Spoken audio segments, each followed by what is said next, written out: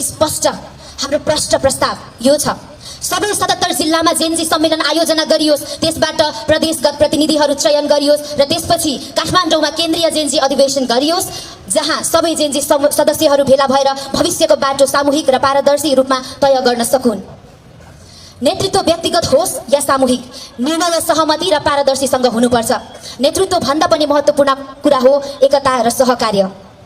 हाम्रो माग न राजनीतिक हो, हाम्रो माग न त राजनीतिक हो न त आर्थिक, यो शुद्ध राष्ट्रिय आह्वान हो। सरकारले हामीलाई एक बनाउन पहल गरोस्। जेनजी एक भएपछि मात्र शहीद परिवारहरूका लागि न्याय, राष्ट्रिय शहीद दिवसको स्थापना र घाइतेहरूको उचित हेरचाह दीर्घकालीन रूपमा सम्भव हुन सक्छ र हुनेछ। त्यसपछि मात्र सुधार, पारदर्शिता र समृद्धिको यात्रा अगाडि बढ्नेछ।